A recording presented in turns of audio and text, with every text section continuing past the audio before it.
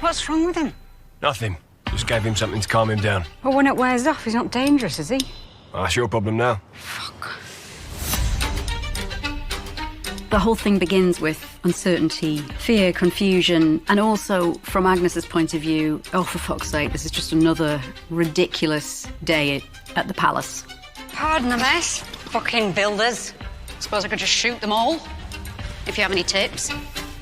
And so when she sees this huge beast of a man turn up, who has been the sacrificial lamb, who's caused so much havoc for the nation, she feels a huge compassion for him, really. He's about to be thrown into this dreadful situation with Elena. Never breathe in her direction. Stay calm. Don't vomit.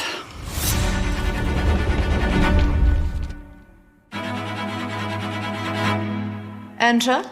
Elena and Zubak are, on the surface, extremely different people. However, I think that where they are very similar is that they are finding their way. Zubak, a lot of things have gone wrong in his past, in his childhood. Same with Elena, a lot went wrong in her past, in her childhood. And those things, whether they like it or not, do define who they are as individuals. And so when they meet, I actually feel that on some level they are soulmates, even though they're very unlikely ones.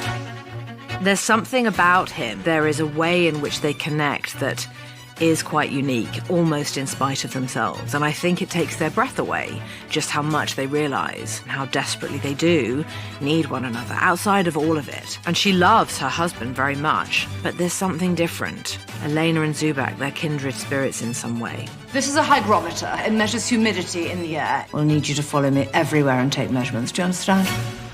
Yes, I think so, Chief. Good. I'd say we're just about meant for each other, wouldn't you? Zubak's wandering the hallways and Elena wakes up to a surprise visitor. It was quite thrilling because a lot of it is wordless, and it was amazing to watch Stephen at work. He kind of added this element which was not something I scripted, this wonderfully visual and kind of voyeuristic element of this keyhole, that she would turn on a light in her room and a light would shine through the darkness into the keyhole, and then the visual of his eye watching her through the key. Some link seems to be made in their relationship as well, the two characters, and so it's really quite amazing to watch him work. I found quite large parts of the script turned out to be sort of set pieces. It's really identifying that so that you can then shoot it in that way. And in fact, these last few weeks, we've been putting in close-ups and putting in shots that are very, very precise because you understand the structure of a sequence. So it becomes more and more sort of thought out. Chief! Once he peeps through the keyhole, he realizes that there's an intruder in her room, and that's all he needs to know to step in. And what is the satisfaction it brings to Zubak himself to be able to release that animalistic darkness on someone. Help me! Help me! Help! Help me! That grip of trust that they have, that shot of their hands joined together, it's clear from that moment forward that this is the man that she trusts, and that alliance that is made on that night is going to have tremendous repercussions for the palace and for the whole country. Sir? Yeah, I'd like to see her. Is she expecting you? I'm her husband. Is she expecting you? One expects their husband to enter a room. It was funny to play that relationship with him. Feeling superior makes you immediately look like a Wally.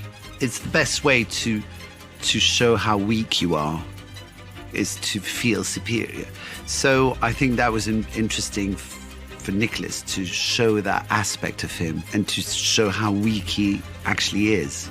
Nicholas, he's probably seen Zubak's come and go before, and he feels as a worldly figure that he can outwit someone like Zubak. What scares him, though, is the cultural, political direction she seems to be leaning in. And so what she's doing now is quite dangerous to him and his idea of himself, and also the stability of his wife and the stability of this country. He's placed now in a quite difficult position politically.